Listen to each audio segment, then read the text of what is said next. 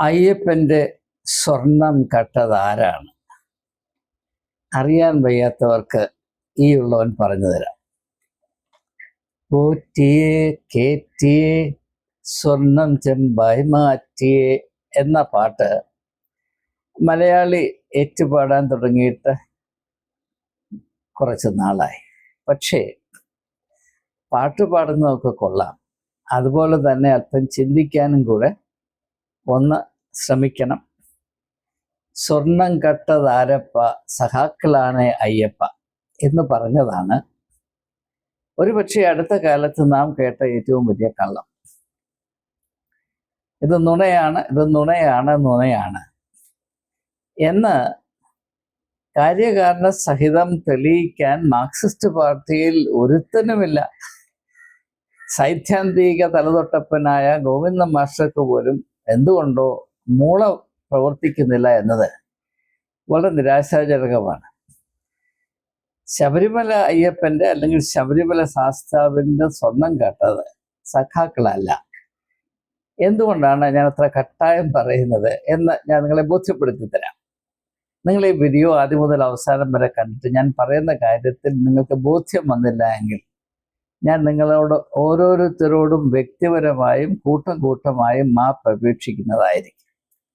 പക്ഷെ ഞാൻ പറയാൻ പോകുന്ന കാര്യം സാധാരണ ജനങ്ങൾ താലോലിച്ചുകൊണ്ട് നടക്കുന്ന സങ്കല്പങ്ങളിൽ നിന്ന് വ്യത്യസ്തമാകിയാൽ അതിനോട് അല്പം തുറന്ന മനസ്സോടെ സമീപിച്ചാൽ മാത്രമേ സത്യം തിരിച്ചറിയാൻ നമുക്ക് സാധിക്കുകയുള്ളൂ. ഇപ്പോൾ സ്വർണം കട്ടതാരപ്പ സഖാക്കളാണ് അയ്യപ്പ എന്ന് പാടുമ്പോൾ അല്ലെങ്കിൽ പറയുമ്പോൾ അല്ലെങ്കിൽ കുറിച്ചു വെക്കുമ്പോൾ അതിൻ്റെ അർത്ഥം ശബരിമല ശാസ്താവിൻ്റെ അല്ലെങ്കിൽ ശബരിമല അയ്യപ്പൻ്റെ സ്വർണം ചില ആളുകൾ മോഷ്ടിക്കാനുള്ള ഏക കാരണം അവർ സഖാക്കളായതാണ് എന്നാണ് എൻ്റെ അർത്ഥം. അപ്പോൾ സഖാക്കളല്ലായിരുന്നുവെങ്കിൽ ആരും മോഷ്ടിക്കുകയില്ല എന്ന ഒരു യുക്തിയിലാണ് ആ പാട്ട്. പക്ഷെ എഴുതിയ കവിക്ക്, അദ്ദേഹം കവിയാണെങ്കിൽ അങ്ങനെ ഒരു ചിന്ത പോയോ എന്ന് എനിക്കറിയില്ല. കാരണം പലപ്പോഴും പലരും എഴുതുന്നത് അതിൻ്റെ യുക്തി വേണ്ടതുപോലെ മനസ്സിലാക്കാൻ കൂട്ടാക്കാതെയാണ് എന്നുള്ള യാഥാർത്ഥ്യം തിരിച്ചറിയേണ്ട ഒരാവശ്യം ഇപ്പോൾ നമുക്ക് വെളിപ്പെട്ട് വരുന്നുണ്ട്. അപ്പോൾ ഞാൻ നിങ്ങളോട് ചോദിക്കട്ടെ, പോറ്റി ആയിക്കൊള്ളട്ടെ, അദ്ദേഹത്തിൻ്റെ കൂടെ സമർത്ഥമായി സഹകരിച്ച് വേണ്ടതുപോലെയൊക്കെയുള്ള നേട്ടങ്ങൾ കൈവരിച്ച മഹാന്മാർ അനേകരുണ്ട് നമുക്കറിയാം. ചിലരൊക്കെ പിടിച്ചു, ഇനി ചിലരെ പിടിക്കാനുണ്ട്. അതെവിടെ ചെന്ന് മുട്ടും എവിടെ തട്ടുമെന്നൊന്നും എനിക്കറിയില്ല. അതല്ല എൻ്റെ പ്രശ്നം. നിങ്ങൾ വിചാരിക്കുന്നുണ്ടോ അവരാരെങ്കിലും ഇന്ന പാർട്ടിയിൽപ്പെട്ടത് കൊണ്ടാണ്, ഇന്ന സൈദ്ധാന്തിക വിഭാഗത്തിൽപ്പെട്ടത് കൊണ്ടാണ് സ്വർണം മോഷ്ടിച്ചത്? സ്വർണം മോഷ്ടിച്ചു എന്നതിന് യാതൊരു സംശയവുമില്ല. പക്ഷെ അവർ സ്വർണം മോഷ്ടിക്കാൻ കാരണം അവർ മാർക്സിസ്റ്റ് പാർട്ടിയിൽ പെട്ടത് കൊണ്ടോ കാൾ മാർക്സിൻ്റെയോ ഫ്രെഡറിക് ഏംഗൽസിൻ്റെയോ ആദർശങ്ങൾ വിശ്വസിച്ചത് കൊണ്ടോ വേണ്ട, ഈ ആദർശങ്ങളുമായി യാതൊരു ബന്ധവുമില്ലാത്ത കേരളത്തിലെ മാർക്സിസ്റ്റ് പാർട്ടിയിലോട് അനുഭാവികളായതുകൊണ്ടോ അതിൻ്റെ ചില ഭാരവാഹികളായതുകൊണ്ടോ ഒന്നുമല്ല. നാം പറയുന്നത് വെറും പൊട്ടത്തരമാണ്. ഉണ്ണിക്കണ്ണൻ പോറ്റി മാർക്സിസ്റ്റുകാരനായതുകൊണ്ടല്ല സ്വർണത്തോട് ആസക്തി തോന്നിയത്, അല്ലെങ്കിൽ ദേവസ്വം ബോർഡിലെ അംഗങ്ങളായും അതിൻ്റെ പ്രധാന ഭാരവാഹികളായും കമ്മീഷണർമാരൊക്കെ ആയിരുന്ന, പ്രസിഡന്റുമാരൊക്കെ ആയിരുന്ന ആളുകൾ സ്വർണത്തോട് അടിയറ പറഞ്ഞത് അവരാരും ഒരു രാഷ്ട്രീയ പാർട്ടിയുടെ അംഗങ്ങളായിട്ടോ അനുഭാവികളായിട്ടോ അല്ല. ആണ് എന്ന് നാം പറയുന്നത് നമ്മുടെ തന്നെ മണ്ടത്തരം വെളിയിൽ അവതരിപ്പിക്കാൻ മാത്രം സഹായിക്കുന്നതാണ്. സത്യത്തോട് ഇതിന് യാതൊരു ബന്ധമില്ല. നമുക്ക് ഇതിനെപ്പറ്റി വസ്തുനിഷ്ഠമായി ചിന്തിക്കും. അതിന് ഞാൻ സഹായം തേടി പോകുന്നത് ഒരു പക്ഷേ നിങ്ങളെ ഇത് അത്ഭുതപ്പെടുത്തും. മൈത്രേയൻ എന്ന് പറയുന്ന, ഞാൻ പലപ്പോഴും അദ്ദേഹത്തോട് വിസമ്മതം അല്ലെങ്കിൽ അഭിപ്രായ വ്യത്യാസം പരസ്യമായി പ്രകടിപ്പിച്ചിട്ടുണ്ട് എങ്കിലും മൈത്രേയൻ പറയുന്ന ഒരു കാര്യത്തോട് എനിക്ക് 100%, 99 100% യോജിപ്പാണ്. അതെന്താണെന്ന് ചോദിച്ചാൽ, ഇന്ന് മനുഷ്യർ അറിയുന്ന ദൈവങ്ങൾ മനുഷ്യർ ആരാധിക്കുന്ന ദൈവങ്ങൾ എല്ലാം തന്നെ മനുഷ്യർ നിർമ്മിച്ചതാണ്.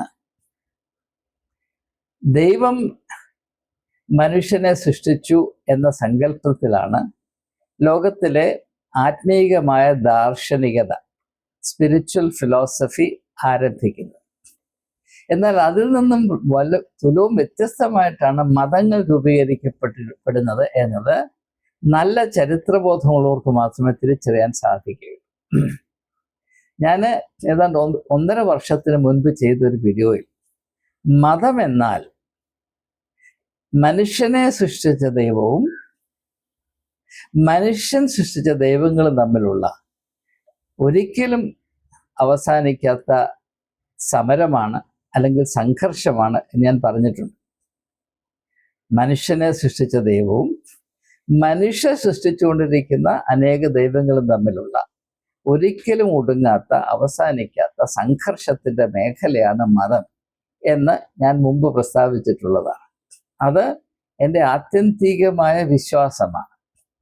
മൈത്രേയൻ ആ ഒരു ആശയം പ്രകടിപ്പിച്ചത് പലരുടെയും മനസ്സിൽ സ്ഥിതി ചെയ്യുന്നത് കൊണ്ട് ഞാൻ അതൊന്ന്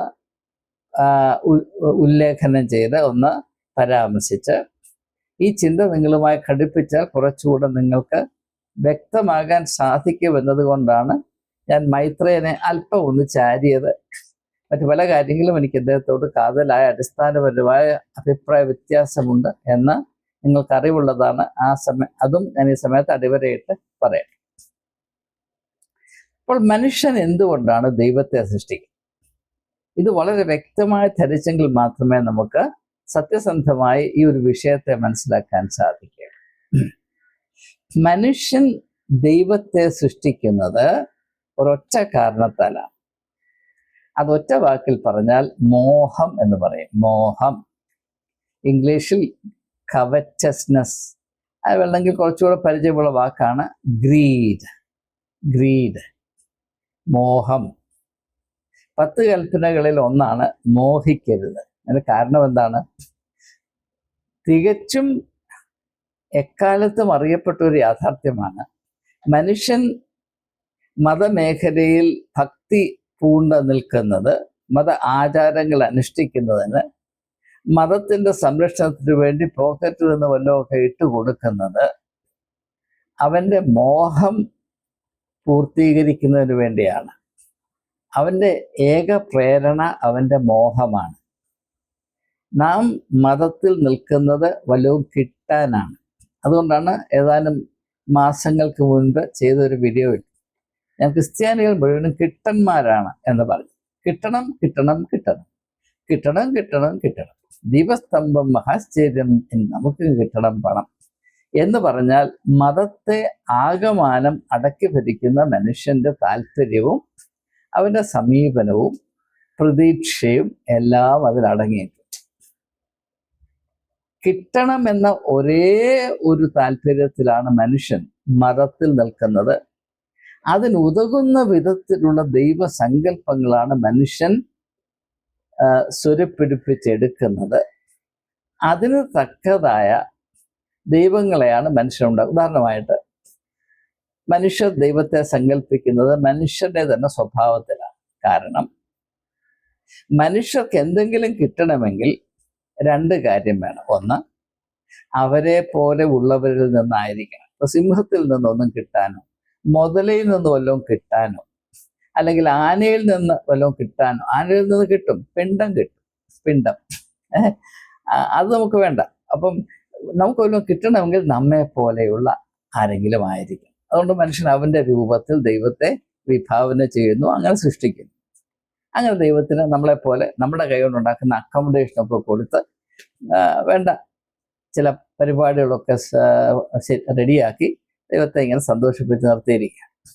രണ്ടാമതായിട്ട് നമ്മേക്കാൾ ഉന്നതനായിരിക്കണം. അപ്പം എനിക്ക് നിങ്ങളിൽ നിന്ന് വല്ലതും കിട്ടണമെങ്കിൽ നിങ്ങൾ എന്നേക്കാൾ ഉന്നത തലത്തിൽ സാമ്പത്തികമായോ അല്ലെങ്കിൽ പ്രശസ്തിപരമായോ അല്ലെങ്കിൽ ബൗദ്ധികമായോ അല്ലെങ്കിൽ വൈകാരികമായ മേന്മയുള്ളവരോ എന്തെങ്കിലും ഒരു എന്നേക്കാൾ ഉന്നത തലത്തിലിരിക്കുന്ന ആളിൽ നിന്ന് മാത്രമേ എനിക്ക് വല്ലതും കിട്ടാൻ സാധിക്കും. ഇപ്പം രാജാവിനെ കാണാൻ പോകുന്നു, അല്ലെങ്കിൽ ഇപ്പോഴത്തെ ജനാധിപത്യ രീതിയിൽ പറയുമ്പോൾ പ്രധാനമന്ത്രിയെ കാണാൻ പോകുന്നു, കേരളത്തിൽ മുഖ്യമന്ത്രിയെ കാണാൻ പോകുന്നു, എന്തിനാണ് പോകുന്നത്? വല്ലതും കിട്ടാനാണ് പോകുന്നത്. അപ്പോൾ വളരെ വലിയ ബഹുമാനത്തോടെ ലോകത്തിലൊന്നും എനിക്ക് നിന്റെ ഒന്നും വേണ്ട എന്ന് പറയുമ്പോൾ പിന്നെ ഈ പരിപാടിയൊന്നുമില്ല.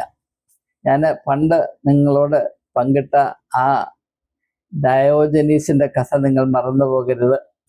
അലക്സാണ്ടർ ചക്രവർത്തി എന്ന് ഞാൻ നിനക്ക് എന്താണ് തരേണ്ടതെന്ന് ചോദിച്ചപ്പോൾ ഡയോജനീസ് എന്താണ് പറഞ്ഞത്? സൂര്യപ്രകാശം മുടക്കാതെ മാറി നിൽക്കണോ എന്നാണ് പറഞ്ഞത്. ആ ഒരു അവസ്ഥ, അതാണ് മനുഷ്യ മാഹാത്മ്യത്തിന്റെ ഉച്ചകോടി എന്ന് ഞാൻ മനസ്സിലാക്കുന്നു. ആ ഒരു അവസ്ഥയിലേക്ക് വളരുവാൻ ലോകത്തിലൊരു മതവും നിങ്ങളെ സഹായിക്കുകയല്ല, എന്നെ സഹായിച്ചിട്ടില്ല. എന്നാൽ അങ്ങനെ നമ്മെ സഹായിക്കുന്ന ചില ഘടകങ്ങളുണ്ട്. ഞാൻ അതിലേക്ക് സമയം അനുവദിക്കെങ്കിൽ വരാം. അപ്പൊ നാം എല്ലാവരും തിരിച്ചറിയേണ്ട കാര്യം, മനുഷ്യൻ അവന്റെ രൂപത്തിലും സാദൃശ്യത്തിലും ദൈവത്തെ സൃഷ്ടിക്കുന്നു. എന്ന കാരണം വല്ലതും കിട്ടണം എന്ന് ഒരേ താല്പര്യത്തിലാണ്.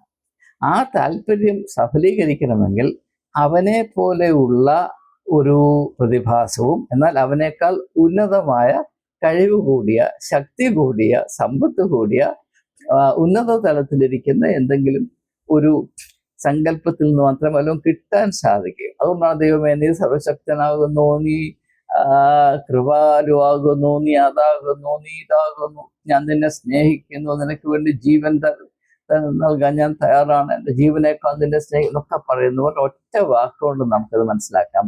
കിട്ടണം അല്ലെങ്കിൽ മോഹം. ഇത് മാത്രമാണ് മനുഷ്യനെ മതമേഖലയെ അടക്കി ഭരിക്കുന്നത് എന്ന തിരിച്ചറിവിൽ കൂടെയാണ് 10 കൽപ്പനയിൽ മോഹിക്കരുത് എന്ന് പറയുന്നത്. അതിന്റെ അർത്ഥം ഇന്നും ക്രിസ്ത്യാനിക്ക് മനസ്സിലായിട്ടില്ല. നിങ്ങൾ അതിമോഹം കൊണ്ട് ദൈവത്തിൻ്റെ അടുത്തേക്ക് വരരുത്. കാരണം പരമ്പരാഗതമായ മനുഷ്യൻ ദൈവത്തെ സമീപിച്ചത് മുഴുവനും ഈ അതിമോഹം കൊണ്ടാണ്. വല്ലതും കിട്ടാനുള്ള സാധ്യതയില്ലെങ്കിൽ ദൈവത്തിന് കച്ചിത്തുരുമ്പിന്റെ വില ആരും കൽപ്പിക്കത്തില്ല. ഇതൊരു സത്യമാണ്. അതുകൊണ്ട് നാം ഏവരും തിരിച്ചറിയേണ്ട കാര്യം, ഈ ഭക്തി എന്നൊക്കെ നമ്മൾ പറയുന്നില്ലേ, അല്ലെങ്കിൽ ദൈവ ആരാധന, ദൈവത്തെ വന്ദിക്കുന്നു, ദൈവത്തെ ബഹുമാനിക്കുന്നു, ദൈവത്തെ ആരാധിക്കുന്നു എന്നൊക്കെ പറയുമ്പോൾ ഒരൊറ്റ കാര്യമാണ് മോഹം. ഇനി അടുത്ത കാര്യം മനസ്സിലാക്കേണ്ടത്, ഇത്രയും വ്യക്തമായി കാണുമെന്ന് ഞാൻ പ്രതീക്ഷിക്കുകയാണ്. ഏതെങ്കിലും കാര്യം വ്യക്തമല്ല, കൂടുതൽ വിശദീകരണം ആവശ്യമുണ്ടെങ്കിൽ ദയവായി കമന്റ് ബോക്സിൽ പറഞ്ഞാൽ ഞാൻ എന്തിനും വിശദീകരണം നൽകാൻ തയ്യാറാണ്. അല്ലെങ്കിൽ നിങ്ങൾക്ക് എന്നെ ഫോണിൽ വിളിച്ച് സംസാരിക്കാം. ഇങ്ങനെയുള്ള അടിസ്ഥാന പ്രമാണങ്ങളെ പറ്റി വ്യക്തമായ ധാരണ ഉണ്ടാക്കേണ്ടത് ഈ കാലഘട്ടത്തിന്റെ അനിവാര്യതയാകയാൽ മാത്രമാണ് നിങ്ങളുടെ വിഷയങ്ങൾ ഞാൻ കൈകാര്യം ചെയ്തത്. അപ്പോൾ മോഹം, ഈ മോഹം കൊണ്ടാണ് മനുഷ്യൻ ദൈവത്തെ സൃഷ്ടിക്കുന്നത്. ആ മനുഷ്യന്റെ മോഹം എന്ന് പറയുന്ന ശില്പശാലയിൽ പണിതെടുത്ത ദൈവത്തിന് ചില സ്വഭാവങ്ങളും പ്രത്യേകതകളും ഒക്കെ ഉണ്ടായിരിക്കും. അതിൻ്റെ എല്ലാം ആകത്തുകയാണ് മതം എന്ന് നാം പറയുന്നത്. നമ്മുടെ ആചാര അനുഷ്ഠാനങ്ങൾ, മതപരമായ എല്ലാ പ്രവൃത്തികളും, ആരാധനാ രീതികളും എല്ലാം നോക്കുമ്പോൾ അതിൽ മുഴുവനും മുറ്റി നിൽക്കുന്നത് മോഹം, ദൈവത്തിൽ നിന്ന് വല്ലതും പ്രാപിക്കണം. അതുകൊണ്ടാണ് അത്ഭുതങ്ങളെ പ്രവർത്തിക്കുന്ന ദൈവത്തോട് മനുഷ്യന് കൂടുതൽ പ്രിയം. എന്താണ്? അത്ഭുതം പ്രവർത്തിച്ചാൽ അതിൽ കൂടെ എനിക്ക് അർഹിക്കാത്തത് മുഴുവനും കിട്ടും. എനിക്ക് യാതൊരു യോഗ്യതയുമില്ലാതെ എൻ്റെ ആഗ്രഹങ്ങൾ മുഴുവനും നിർവഹിക്കുന്ന ആ പ്രസ്ഥാനത്തിൻ്റെ പേരാണ് ഈ അത്ഭുതം. അപ്പൊ അത്ഭുതത്തിന്റെ പുറകെ മനുഷ്യർ ഓടുന്നത് എന്തിനാണ്? വല്ലതും കൊടുക്കാനാണോ, കിട്ടാനാണോ? നിങ്ങൾ പറ. അർഹിക്കാത്തത് കിട്ടാൻ വേണ്ടി മാത്രമാണ് മനുഷ്യൻ അത്ഭുതങ്ങളെയും അത്ഭുതം പ്രവർത്തിക്കുന്ന ആളുകളെന്ന് മനുഷ്യൻ മനഃപൂർവ്വം കള്ളം പറയുന്ന, അങ്ങനെ നടിച്ച് നടക്കുന്ന പെരുത്ത കള്ളന്മാരുടെ പുറകെ മനുഷ്യർ പോകുന്നത് ഈ അതിമോഹം കൊണ്ടാണ്. അങ്ങനെ പോകുന്നവർ വഞ്ചിക്കപ്പെടണമെന്നുള്ളത് യുക്തിപരമായ ഒരു ആവശ്യമാണ്. ഇനിയും രണ്ടാമത് നാം മനസ്സിലാക്കേണ്ടത്, ഈ മോഹം എന്നത് അമൂർത്തമാണ്, ആബ്സ്ട്രാക്റ്റ് ആണ്. അത് കോൺക്രീറ്റ് ആകുമ്പോൾ, അത് മൂർത്തമാകുമ്പോൾ, മോഹം അമൂർത്തമാണ്. മോഹം മൂർത്തമായാൽ, മോഹം കോൺക്രീറ്റ് ആയാൽ എന്ത് സംഭവിക്കും? അതിൻ്റെ പേരാണ് സ്വർണം എന്നുള്ളത്. ദയവായി മനസ്സിലാക്കുക. അപ്പോൾ എന്തുകൊണ്ടാണ് സ്വർണത്തോട് ഇത്ര മോഹം? മനുഷ്യജാതി എന്തുകൊണ്ടോ സ്വർണം എന്നുള്ളത് മറ്റുള്ള ലോഹങ്ങളെക്കാൾ വിരളമായതുകൊണ്ടായിരിക്കും അതിന് വലിയ വില കൽപ്പിക്കുന്നു. ഇപ്പം നാളെ നിങ്ങൾ വേറൊരു സമൂഹത്തിൽ പോകുകയാണ്. നിങ്ങൾ മാർസിൽ ചെന്നു. അവിടെ ഒരു മനുഷ്യനെ പോലെ ഒരു കൂട്ടം ജീവികളുണ്ട്. അവിടെ ഭരിക്കുന്നത് ആ ജീവികളാണ്. ആ ജീവികളെ നമുക്ക് കൊക്കരൊക്കോ എന്ന് വിളിക്കാം. അപ്പം അവിടുത്തെ കൊക്കരൊക്കോ ആളുകൾക്ക് സ്വർണത്തോടല്ല പ്രിയം, മെഴുകിനോടാണ് പ്രിയം. അവിടെ 1 ഗ്രാം മെഴുകിന് $1000, 1 ഗ്രാം ഓഫ് വാക്സ് അതിനവിടെ വില കൽപ്പിക്കുന്ന $1000 ആണെങ്കിൽ നിങ്ങൾ സ്വർണം മോഷ്ടിക്കത്തില്ല, നിങ്ങൾ ഈ മെഴുക് വാക്സ് മോഷ്ടിക്കും. ഇതാണ് ഇന്നത്തെ കാര്യം. ഇപ്പൊ സ്വർണത്തിന് വില, ഇപ്പൊ നാളെ സ്വർണത്തിന് വിലയില്ലെങ്കിൽ ഭഗവാന്റെ സന്നിധിയിൽ, അയ്യപ്പന്റെ സന്നിധിയിൽ, ശാസ്താവിന്റെ സന്നിധിയിൽ 10 ടൺ സ്വർണം ഇരുന്നാലും ആരും മോഷ്ടിച്ചുകൊണ്ട് പോകത്തില്ല. ദയവായി മനസ്സിലാക്കുക. അപ്പോൾ അമൂർത്തമായ മോഹത്തെ മനുഷ്യൻ മൂർത്തമാക്കി എടുക്കുന്നതിനുള്ള ക്രമീകരണങ്ങൾ ഉണ്ടാക്കിയിട്ടുണ്ട്. അതിലേറ്റവും പ്രധാനമാണ് സ്വർണം. എന്നാൽ സ്വർണം മാത്രമല്ല, പണം. ഈ അടുത്തിടെ ശബരിമലയിൽ തന്നെ അവിടെ വീഴുന്ന വലിയ വലിയ കാശുകൾ എണ്ണാനായി അനേകം ആളുകൾ നിയമിച്ചിട്ടുണ്ട്. അവരിൽ വിദഗ്ധന്മാരായ ആളുകൾ വെളിയിൽ നിന്ന് വരുന്ന കറൻസി നോട്ടുകൾ, ഡോളറായി അല്ലെങ്കിൽ ഡോയിഷ് മാർക്കായി അല്ലെങ്കിൽ പൗണ്ട് സ്റ്റെർലിംഗ് ആയി എന്തുമായിക്കൊള്ളട്ടെ, അത് വായിലിട്ടുകൊണ്ട് വെളിയിൽ വന്നു. കാരണം വെളിയിൽ ഉണ്ടാക്കുന്ന നോട്ടുകൾ പ്ലാസ്റ്റിക് കൊണ്ട് കോട്ട് ചെയ്തതാണ്. അതുകൊണ്ട് വായിലിട്ടാൽ അത് നശിച്ചു പോകത്തില്ല. അപ്പോൾ സ്വർണം മാത്രമല്ല, മോഷ്ടിക്കുക എന്ന് പറഞ്ഞാൽ ചില മാനമുണ്ട്. അവിടെ തന്നെ മോഷ്ടിക്കുക എന്ന് പറയും. അവിടെ നിന്നപ്പം ശാസ്താവിന്റെ അല്ലെങ്കിൽ അയ്യപ്പ സന്നിധിയിൽ നിന്ന് നോട്ട് മോഷ്ടിക്കൊണ്ട് വന്നാൽ അതിൻ്റെ അർത്ഥം ഇത് തന്നെയാണ്. അമൂർത്തമായ മോഹം മൂർത്തമാകുന്നത് ഒന്നിൽ സ്വർണത്തിൽ കൂടെ അല്ലെങ്കിൽ കറൻസി നോട്ടിൽ കൂടെയാണ്. ഇത് മാത്രമാണ് ഇന്നത്തെ വർത്തിക്കുന്നത്. ഇനി ഞാൻ ഇനി ക്രിസ്ത്യാനികളിലോട്ട് വന്നാൽ, എൻ്റെ പ്രിയപ്പെട്ട സഹോദരി സഹോദരങ്ങളെ, നിങ്ങൾ പറയുന്ന ഈ പരിശുദ്ധ സഭയും അതിരൂപതയും, രൂപത, അതാണ് രൂപത എന്നൊക്കെ പറയുന്ന ആൾ പറഞ്ഞു കേട്ടിട്ടുണ്ട്. ഈ മതത്തെ മുഴുവനും നിർത്തുന്നത് പണമാണ്. അതുകൊണ്ടാണ് യേശു പറഞ്ഞത് നിങ്ങൾ മാമോനെ സേവിക്കരുത്. കാരണം മതത്തിന്റെ മേഖലയിൽ മനുഷ്യർ ആരാധിക്കുന്ന ദൈവത്തെ അല്ല, മാമോനെയാണ്. മാമോൻ എന്ന് പറഞ്ഞാൽ ഈ മോഹത്തിന്റെ ദൈവം. മോഹത്തെ സാക്ഷാത്കരിക്കാനായി മനുഷ്യൻ സൃഷ്ടിച്ചെടുക്കുന്ന ആ പ്രതിഭാസത്തിന്റെ പേരാണ് മാമോൻ എന്ന് പറയുന്നത്. അപ്പൊ ദൈവത്തെ കാര്യസാധ്യത്തിന് വേണ്ടി ആരൊക്കെ സമീപിക്കുന്നു, അത് സാക്ഷാൽ ദൈവത്തെ അല്ല, മാമോനെ മാത്രമാണ് ആരാധിക്കുന്നത് എന്നതാണ് യേശു വെളിപ്പെടുത്തുന്നത്. ഈ അർത്ഥം ആർക്കും പറഞ്ഞു കൊടുക്കുന്നില്ല. നിങ്ങൾ ഒരു 100 ക്രിസ്ത്യാനിയെ വിളിച്ച് മാമോൻ സേവ എന്ന പദം കൊണ്ട്, എന്ന പദപ്രയോഗം കൊണ്ട് യേശു ഉദ്ദേശിച്ചത് എന്താണെന്ന് ചോദിച്ചാൽ ആരും ഇത് പറയില്ല. നിങ്ങളൊരു 100 മെത്രാൻ 20 മെത്രാന്മാരോടോ 100 കർത്താന്മാരോട് ചോദിച്ചാൽ എന്താ ഈ മാമോൻ സേവ? അത് യേശു പറഞ്ഞല്ലോ, ദൈവത്തെ മാമോനെ സേവിക്കും. മാമോനെ സേവിക്കുന്ന അർത്ഥം എന്ന് പറഞ്ഞാൽ അബ്ബ പറയും. മാമോൻ സേവ എന്ന് പറഞ്ഞാൽ ഭൗതികമായ ലാഭത്തിനും നേട്ടത്തിനും അർഹിക്കാത്ത ലാഭത്തിനും വേണ്ടി ആരൊക്കെ ദൈവം എന്ന് പറഞ്ഞ് സങ്കല്പിച്ചു വെച്ചുണ്ടാക്കിയിരിക്കുന്നില്ലേ, അതിനെ സമീപിക്കുന്നുവോ അത് മുഴുവനും മാമോൻ സേവയാണ്. ഉദാഹരണമായിട്ട് ആലപ്പുഴ കൃപാസനം എന്ന് പറയുന്ന ഒരു വലിയ സൂപ്പർ മാർക്കറ്റ് ഉണ്ട്. അത് ഔസേപ്പച്ചനുണ്ടാക്കി വെച്ചിരിക്കുന്ന, മാതാവിനെ കുരങ്ങ് കളിപ്പിച്ച് അവിടെ ഉണ്ടാക്കി വെച്ചിരിക്കുന്ന, ഔസേപ്പിന്റെ ദൈവം യേശുവൊന്നുമല്ല, പിതാവ് പുത്ര പരിശുദ്ധാത്മാവൊന്നുമല്ല, അത് മാതാവാണ്. കാരണം മാതാവിനെ കൊണ്ട് കുരങ്ങ് കളിപ്പിക്കാൻ അദ്ദേഹം പഠിച്ചു, വിദഗ്ധനാണ്. അവിടെ ആളുകൾ എന്തിനാണ് പോകുന്നത്? വല്ലതും കൊടുക്കാനാണ് പോകുന്നത്. കൊടുത്താൽ മാത്രമേ കിട്ടത്തുള്ളൂ എന്നതുകൊണ്ട് മാത്രമാണ്. കൊടുക്കാനല്ല പോകുന്നത്, കിട്ടാനാണ് പോകുന്നത്. അവിടെ പോകുന്ന മുഴുവൻ കിട്ടന്മാരാണ്. അവിടെ ഇരിക്കുന്ന ഔസേപ്പച്ചൻ ഒരു മൂത്ത കിട്ടനാണ്. ജനങ്ങളെ എങ്ങനെ വശീകരിച്ച് പോക്കറ്റ് അടിക്കാം എന്നതിൽ വിദഗ്ധനാണ്. ഇത് മുഴുവനും മോഹം കൊണ്ടും അതിമോഹം കൊണ്ടും ഓടുന്ന കള്ളക്കമട്ടത്തിന്റെ ഒരു ഗുഹയാണ്. യേശു പറഞ്ഞില്ലേ, നിങ്ങൾ അതിനെ കള്ളന്മാരുടെ ഗുഹയാക്കി. എത്രയോ എത്രയോ പരസ്യമായി വ്യക്തമായി തൊട്ടാൽ മുറിയുന്ന വിധത്തിൽ യേശു പറഞ്ഞതാണ്. എന്നിട്ട് ആരുടെയും മൂളയിൽ കയറുന്നില്ല. എങ്ങനെയാണ് ദൈവത്തിന്റെ ആലയം എന്ന് പറയുന്നത് നിങ്ങൾ കള്ളന്മാരുടെ ഗുഹയാക്കിയത്? ഒറ്റ കാര്യം കൊണ്ടാണ്. നിങ്ങളവിടെ പോകുന്നത്, നിങ്ങളവിടെ പ്രവർത്തിക്കുന്നത്, നിങ്ങളവിടെ ആരാധിക്കുന്നത്, അവിടുത്തെ എല്ലാ ക്രമീകരണം നടത്തുന്നത് ഒറ്റ കാരണം കൊണ്ടാണ്: അതിമോഹം. അത് മാറ്റിവെച്ചാൽ, മാമോൻ പോയി കഴിഞ്ഞാൽ നിന്റെ പള്ളി പോയി, നിന്റെ മാതാവ് പോയി, പിന്നെ ഒന്നും അവിടെ അവശേഷിക്കത്തില്ല. സത്യം സത്യം സത്യം. പക്ഷേ ഇത് പറയുമ്പോൾ പലർക്കും തുള്ളൽ വരും, മൂക്കിപ്പനി വരും, അവർ ജ്വരം പിടിക്കും. ഇതൊക്കെ ഞാൻ ഒത്തിരി അനുഭവിച്ചതാണ്. പക്ഷെ പറയാതിരിക്കാൻ നിവൃത്തിയില്ല. അതുകൊണ്ട് ശബരിമല അയ്യപ്പ ക്ഷേത്രത്തിൽ മാത്രമേ മോക്ഷം നടക്കുന്നുള്ളൂ എന്ന് നിങ്ങൾ വിചാരിക്കുന്നു. എവിടെയൊക്കെ മനുഷ്യൻ അവൻ സൃഷ്ടിച്ച ദൈവത്തെ ആരാധിക്കുന്നുണ്ടോ അവിടെ മുഴുവനും മോഷണമാണ്. മോഷണത്തിന് പലവിധമായ ആവിഷ്കാരങ്ങളുണ്ട്, പലവിധമായ തന്ത്രങ്ങളും തന്ത്രമുറകളുമുണ്ട്. ഇപ്പോൾ ദൈവവേലയ്ക്ക് കൊടുക്കണം എന്ന് പറയും. ഇവർ ചെയ്യുന്നത് ദൈവവേലയാണെന്ന് പറയുന്നത് പച്ച കള്ളമല്ലേ?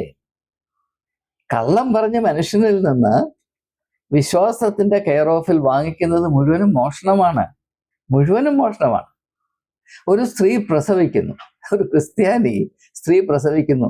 പ്രസവവേദന സഹിച്ച അവളാണ്, പ്രസവിച്ച കുഞ്ഞിനെ പോറ്റേണ്ട അവളാണ്. പക്ഷെ അതിനും വിഹിതം പള്ളിക്ക് കൊടുക്കണം. അതിനുണ്ടാക്കി വെച്ച കള്ളമാണ് പ്രസവിക്കുന്ന സ്ത്രീ അശുദ്ധയാണ്. ഇതിനേക്കാൾ വലിയ എന്താണ് പറയുന്നത് വാക്കുകൾ കൊണ്ട് ഞാൻ പ്രയോഗിക്കുന്നില്ല, നമ്മുടെ നിലവാരത്തിന് പറ്റിയത്. ഇതിനേക്കാൾ വലിയ പുലഭ്യം ഒരു പുതിയ ജീവന് മാധ്യമമായി മരണവേദന സഹിച്ച സ്ത്രീ അശുദ്ധയാണെന്ന് പറയുക. എന്നിട്ട് ആ കെയർ ഓഫിൽ അവിടെ സ്തോത്രകാഴ്ച വാങ്ങിക്കുക. മടല് വെട്ടി തല്ലണം, മടല് വെട്ടി. ഇത് മോഷണമാണ്, ഒന്നാം തരം മോഷണമാണ്. നോമ്പ് കാലം വരുമ്പോൾ നിങ്ങളെല്ലാവരും നോമ്പ് ആചരിക്കണം. എന്തിനാണ്? കവർ കൊടുക്കണം.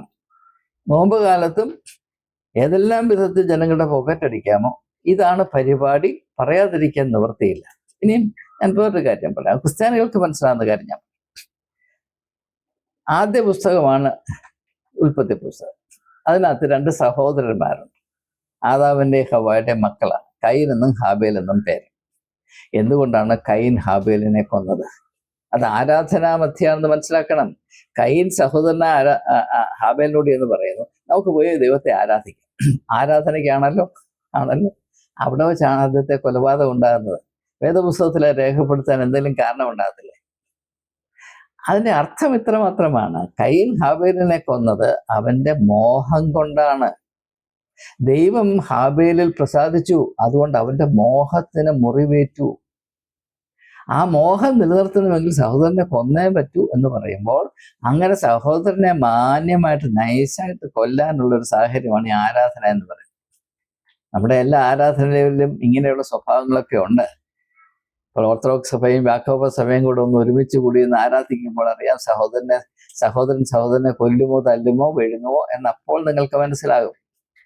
ഇതൊന്നും മാറിയിട്ടില്ല, മാറാൻ സാധ്യവുമല്ല. അതുകൊണ്ട് ഇത് മുഴുവനും മോഹമാണ്. ഇനി ഈ മോഹം 2 തരത്തിലാണ് മതങ്ങളിൽ പ്രവർത്തിക്കുന്നത്. ഒന്ന് വിഡ്ഢികളുടെ മോഹം, അല്ലെങ്കിൽ ഇപ്പോൾ കേരളത്തിൽ വളരെ പ്രചാരത്തിരിക്കുന്ന വാക്ക് പറഞ്ഞാൽ മൊണ്ണകളുടെ മോഹം. 2 മിടുക്കന്മാരുടെ മോഹം. ഇത് മനസ്സിലാക്കിയേ മതിയാകുകയുള്ളൂ. മോഹം മതത്തിന്റെ അടി മുതൽ മുടി വരെ അതിൻ്റെ ഓരോ രോമകൂപങ്ങളിലും ഉണ്ട്, നിറഞ്ഞ് മുറ്റി നിൽക്കുകയാണ്. പക്ഷേ 2 തരത്തിലുള്ള, അത് മതത്തിൽ സ്ഥിതി ചെയ്യുന്ന പ്രവർത്തിക്കുന്ന മോഹങ്ങളെ 2ആയി തിരിക്കാം. മൊണ്ണകളുടെ മോഹം, മിടുക്കന്മാരുടെ മോഹം. അതും കൂടെ ഒന്ന് വിശദീകരിച്ച് നിർത്താൻ പോവുകയാണ്. എന്താണ് ഈ മൊണ്ണകളുടെ മോഹം? വിശ്വാസിയെ പറഞ്ഞ് പഠിപ്പിക്കും, നീ ദൈവത്തിന് കൊടുത്താൽ 10 ഇരട്ടി 15 ഇരട്ടി കിട്ടും. പിന്നെ വിശ്വാസിയെ പറഞ്ഞ് പഠിക്കും, നിനക്കുള്ളതെല്ലാം നീ അധ്വാനിച്ചുണ്ടാക്കിയതൊക്കെ ദൈവം നിനക്ക് തന്നതാണ്, ദൈവം തന്ന അതുകൊണ്ട് അതിൻ്റെ 10% ദൈവത്തിന് തിരിച്ചു കൊടുക്കണം. ഒരു മൊണ്ണയും തിരിച്ച് ചോദിക്കത്തില്ല. അങ്ങനെയാണെങ്കിൽ ദൈവത്തിന് ഈ 100% അങ്ങ് വെച്ച പണിതാ മതിയായിരുന്നല്ലോ, എന്നെ ഏൽപ്പിച്ചിട്ട് അതിൻ്റെ 10% ദൈവം തിരിച്ചു ചോദിക്കുക എന്ന് പറഞ്ഞാൽ അത് വല്ല മൂളയുമുണ്ടോ എന്ന് ആരും ചോദിക്കില്ല. കാരണം അങ്ങനെ കള്ളം പറഞ്ഞ് ജനങ്ങളുടെ കയ്യിൽ നിന്ന് അവരുടെ അധ്വാനത്തിൻ്റെ അംശം, അവരുടെ വിയർപ്പ് കുറച്ച് പഠിച്ച് അത് നക്കി അതിൻ്റെ സുഖം ആസ്വദിക്കുക. ചരിത്രത്തിൽ മുഴുവൻ നിങ്ങൾ ഏത് മതവും പരിശോധിച്ച്, ഞാൻ മതങ്ങളുടെ ചരിത്രമൊക്കെ പഠിച്ചതാണ്. ലോകത്തിലുള്ള ഒരു മതത്തിലും പുരോഹിത വർഗം മെയ് അനങ്ങി 2 ചില്ലിക്കാശിൻ്റെ വകയുണ്ടാക്കാൻ അധ്വാനിച്ചിട്ടില്ല. അവരെ കൊണ്ട് അധ്വാനിക്കാൻ സാധ്യമല്ല. അവര് മറ്റുള്ളവരുടെ മേൽ ഇത്രുകളെ പോലെ ജീവിക്കുന്നവരാണ്. അപ്പൊ അവരുടെ സന്ധിപ്പിന് വേണ്ടി ഇങ്ങനെ പലവിധമായ കള്ളങ്ങൾ പറഞ്ഞുണ്ടാക്കി അത് മുഴുവനും വിശ്വാസമാണെന്ന് പറഞ്ഞ് പാവപ്പെട്ട മൊണ്ണകളുടെ മേൽ ഇത് അടിച്ചേൽപ്പിച്ച് അവരുടെ അധ്വാന ഫലവും പറ്റിക്കൊണ്ടാണ് ഈ ഒരു വർഗം നിൽക്കുന്നത്. പറയുന്നത് മുഴുവനും കള്ളമാണ്. അതുകൊണ്ട് മാത്രമാണ് ഞാൻ നിങ്ങളോട് പറഞ്ഞത്, പറയുന്നത് മുഴുവനും കള്ളമാണ്. എവിടെയൊക്കെ മോഹമുണ്ടോ അവിടെയെല്ലാം കള്ളമുണ്ടായിരിക്കും. അസത്യത്തെ പെറുന്ന ആ വലിയ പ്രതിഭാസത്തിന്റെ പേരാണ് മോഹം. എവിടെ മോഹമുണ്ടോ അവിടെ അസത്യം ഉണ്ടായിരിക്കും, യാതൊരു സംശയമില്ല. അത് മതത്തിലാണെങ്കിലും രാഷ്ട്രീയത്തിലാണെങ്കിലും. അപ്പോൾ നാം മനസ്സിലാക്കേണ്ട കാര്യം, ഈ അതിമോഹത്തിൽ കൂടെ നാം ബന്ധപ്പെടുന്ന അല്ലെങ്കിൽ ആരാധിക്കുന്ന, നാം അനുസരിക്കുന്നു എന്ന് നാം വിചാരിച്ചിരിക്കുന്ന ദൈവം സത്യദൈവമായി യാതൊരു ബന്ധവുമില്ല. അത് മനുഷ്യൻ അവന്റെ മോഹ സാക്ഷാത്കാരത്തിന് വേണ്ടി വിഭാവന ചെയ്ത് കള്ളം എന്ന് പറയുന്ന ആ ഒരു പണിശാലയിൽ ഉണ്ടാക്കിയ ബിംബങ്ങൾ മാത്രമാണ്. ക്രിസ്തു മതത്തിലും അത് തന്നെയാണ്. അതുകൊണ്ടാണ് ക്രിസ്തു മതത്തിൽ ക്രിസ്തുവിന് സ്ഥാനമില്ല എന്ന വളരെ വിചിത്രമായ ഒരു സാഹചര്യം ഉണ്ടായത്. നമുക്കറിയാം, ഓർത്തഡോക്സ് സഭയിൽ തന്നെ അതിൻ്റെ ഒരു നല്ല ഉദാഹരണമേ അടുത്തിടെ അവരുടെ ഔദാര്യത്തിൽ കൊണ്ട് നമുക്കത് കിട്ടി. അവിടുത്തെ അപ്രയം തിരുമേനി പറഞ്ഞു, ഇങ്ങനെ നമ്മൾ യാക്കോബക്കാരുമായിട്ടൊക്കെ യുദ്ധത്തിലാണല്ലോ, അവിടെ വസ്തുവൊക്കെ അവിടെ മോഷ്ടിക്കാനായിട്ട് പോകുന്നല്ലോ, അത് സുപ്രീം കോടതി നമുക്ക് തിട്ടൂരം തന്നു എന്നൊക്കെ പറഞ്ഞ് സഹോദരി സഭയുടെ മുതൽ മുഴുവൻ തട്ടിപ്പറിക്കാനായിട്ട് അവരെ വഴിയാധാരമാക്കാനായിട്ട് നമ്മൾ കർത്താവിൻ്റെ പേരിൽ ഇറങ്ങി നടക്കുന്നല്ലോ. പക്ഷെ കർത്താവ് പറഞ്ഞും കൂടെ ഒന്ന് ഗവനിക്കണമെന്ന് പറഞ്ഞപ്പോൾ അടിച്ച് വെളിയിൽ കളഞ്ഞു. ഇതാണ് പരിപാടി. കാരണം മോഹത്തിന് തടസ്സം നിന്നാൽ അന്ന് കൊന്നുകളയും. അത് തന്നെയാണ് യേശുവിന് പറ്റിയത്. യേശുവിനെ കൊല്ലാനായ യഹൂദ മത സംരക്ഷകരും അതിലത്തെ ഉന്നതന്മാരായ ലോഹയിട്ട മോട്ടാക്കളും തീരുമാനിച്ചത് എപ്പോഴാണ്? യേശു യെരൂശലേം ദേവാലയം ശുദ്ധീകരിച്ചു. എന്താണ് യെരൂശലേം ദേവാലയം ശുദ്ധീകരിക്കുക എന്ന് പറഞ്ഞാൽ? അവിടെ കമ്മട്ടത്തിന്റെ ചന്ത നടത്തി. ചന്തയാണ് ഈ വർഗത്തിന്റെ ആരാധന. ചന്തയാണ് ഈ വർഗത്തിന്റെ ആരാധന. നിങ്ങൾ മനസ്സിലാക്കണം, ചന്ത നിന്നാൽ ആരാധനയിൽ നിൽക്കും. ആ ഒരു അധപ്പതനത്തിന്റെ അന്ധകാരത്തിന്റെ ആരാധന, അതിനെ ചോദ്യം ചെയ്യുക, ദൈവത്തോട് യഥാർത്ഥത്തിൽ സത്യത്തിലും ആത്മാവിലും ബന്ധം പുലർത്താൻ താല്പര്യമുള്ള എല്ലാവരുടെയും ഏറ്റവും പരിപാവനമായ അടിസ്ഥാനപരമായ കടമയാണ് എന്ന യാഥാർത്ഥ്യം എന്നേക്കുമായി അടയാളപ്പെടുത്താനാണ് യേശു യെരൂശലേം ദേവാലയം ശുദ്ധീകരിച്ചതെന്ന് ദയവായി മനസ്സിലാക്കുക.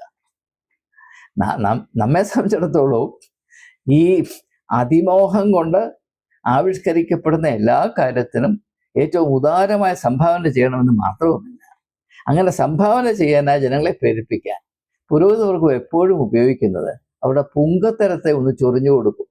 അയ്യോ ചെറിയാച്ച, അപ്പുറത്തെ കറിയാച്ചൻ 10,000 തന്നു, അത് നീ കുറച്ചാൽ നിനക്ക് നാണക്കേടാ, പിന്നെ നിന്റെ സഭയിൽ നിന്റെ വില പോകും. അപ്പുറത്തെ ചേച്ചയമ്മ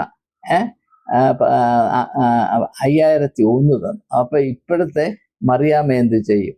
ഇങ്ങനെ മനുഷ്യന്റെ പുങ്കത്തരത്തെ ഇട്ട് എന്താണ് പറയുന്നത്, ഉരുട്ടി പെരട്ടി മനുഷ്യനെ ഊറ്റി കുടിക്കുക. അപ്പോൾ അങ്ങനെ ഒരു ലിസ്റ്റ് ഉണ്ടാകും. അവിടെ അനൗൺസ് ചെയ്യും, കറിയാച്ചൻ തെക്കേ മലയിലെ കറിയാച്ചൻ 1,001 രൂപ, വടക്കേ മലയിലെ കോനാച്ചൻ 2,001 രൂപ, പടിഞ്ഞാറേ മലയിലെ മറിയാമ്മ 5,000. അപ്പൊ 1 രൂപ. മറിയാമ്മ കറിയാച്ചൻ്റെ യോനാച്ചൻ്റെ മേളിൽ കയറി. ഇത് മാത്രമാണ് നടക്കുന്നത്. എന്നാൽ സാക്ഷാൽ ദൈവമുണ്ട്. ആ ദൈവത്തെ ആരും അറിയുന്നില്ല. ആർക്കും വേണ്ടാത്ത, മതമേഖലയിൽ ഒരുത്തനും വേണ്ടാത്തൊരു കാര്യമുണ്ട്. അതിൻ്റെ പേരാണ് സാക്ഷാൽ ദൈവം. ദൈവം ഉണ്ടെന്ന് ഞാൻ വിശ്വസിക്കുന്നു. പക്ഷേ ഒരു മതത്തിലും ദൈവമില്ല. ദൈവത്തെ കണ്ടാൽ കൊല്ലുന്ന സ്വഭാവമാണ് മതത്തിന്. അതാണ് വേദപുസ്തകത്തിൽ കൂടെ, സുവിശേഷങ്ങളിൽ കൂടെ എനിക്ക് മനസ്സിലാക്കാൻ സാധിച്ചിട്ടുള്ളത്. സാക്ഷാൽ ദൈവമുണ്ട്. ആ ദൈവം എന്താണ്? മനുഷ്യനെ അവന്റെ മനുഷ്യത്വത്തിന്റെ മാഹാത്മ്യത്തിന്റെ ഉച്ചകോടിയിൽ എത്തിക്കുവാനായി നിങ്ങൾ സൽഗുണപൂർണരാകണം എന്ന് ആഹ്വാനം ചെയ്യുന്ന ഒരു നേരിയ ശബ്ദമുണ്ട്. ലോകത്തിന്റെ വെളിച്ചമായി, മനുഷ്യരാശിയുടെ പ്രത്യാശയായി, മനുഷ്യനെ ഈ മോഹം എന്ന് പറയുന്ന ഭ്രാന്തിൽ നിന്ന് വിടുവിക്കാൻ പര്യാപ്തമായി, മനുഷ്യന്റെ ഉള്ളിൽ സത്യത്തോടും നീതിയോടും പ്രതിപത്തി ജനിപ്പിക്കത്തക്കവണ്ണം, എന്നാൽ മാത്രമേ മനുഷ്യ മാഹാത്മ്യം ഉൾക്കൊള്ളുവാൻ അവന് കഴിയുകയുള്ളൂ എന്ന് തിരിച്ചറിഞ്ഞ് സത്യത്തിന്റെ, സ്നേഹത്തിന്റെ, നീതിയുടെ, കരുണയുടെ ഒരു ദൈവമുണ്ട്. ആ ദൈവത്തെ ആർക്കും വേണ്ട. ആ ദൈവത്തെ ആർക്കും വേണ്ട.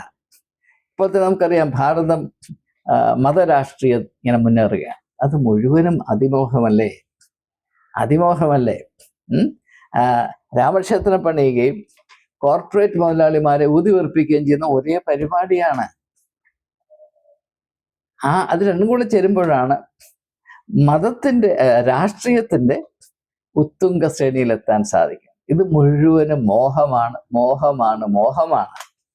അതുകൊണ്ട് ആ മോഹ സാക്ഷാത്കാരത്തിന് വേണ്ടി സ്വന്തം കൈകൊണ്ട് രാമനെ വീണ്ടും സൃഷ്ടിക്കുകയാണ്. രാമക്ഷേത്രം പണിത് സ്വന്തം താല്പര്യത്തിൽ, സ്വന്തം രൂപത്തിനും സാദൃശ്യത്തിലും രാമനെ അവിടെ സ്ഥാപിച്ചാൽ രാഷ്ട്രീയമായ ലാഭം കിട്ടും.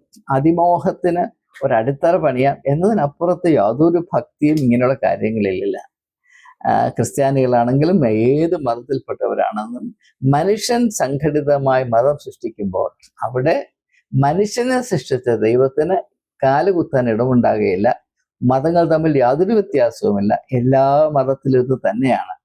മനുഷ്യൻ ആരാധിക്കുന്നത് അവന്റെ കൈ കൊണ്ടുണ്ടാക്കിയതും അവന്റെ അതിമോഹത്തെ സാക്ഷാത്കരിക്കാൻ ഉതകുന്നതുമായ ദൈവങ്ങളുടെ പേക്കോലങ്ങൾ മാത്രമാണ്.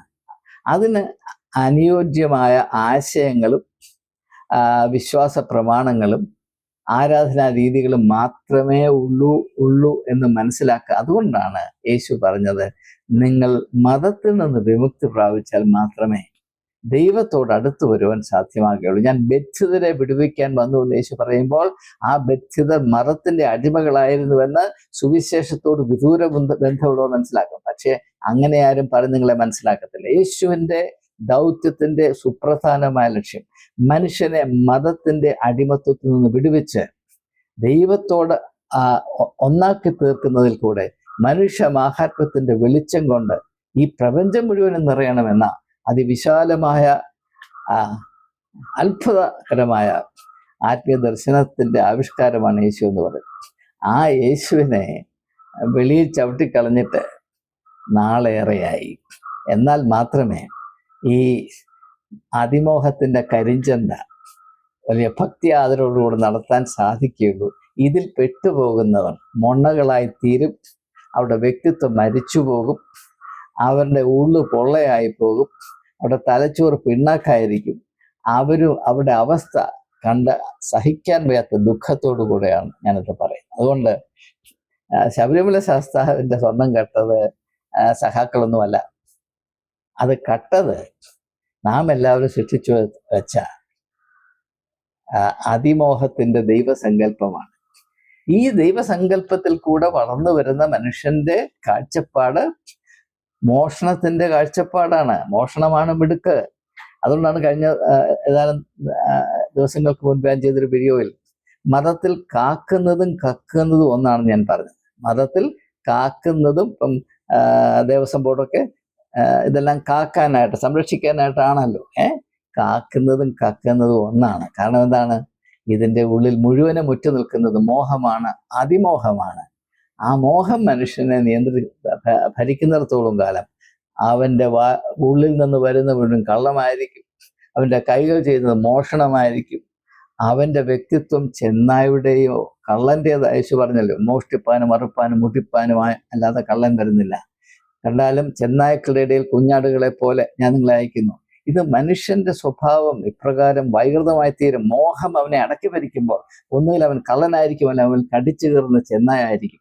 ഇതിൽ പരം എന്ത് വെളിപ്പെടുത്താനാണ്? പക്ഷേ ഇതൊന്നും മനസ്സിലാക്കാനുള്ള ധൈര്യം മനുഷ്യന് ഇല്ലാതെ പോകുന്നുവല്ലോ എന്ന അസഹനീയമായ വേദന കൊണ്ട് ചില കാര്യങ്ങൾ പറഞ്ഞു പോയതാണ്. ഏവർക്കും നമസ്കാരം.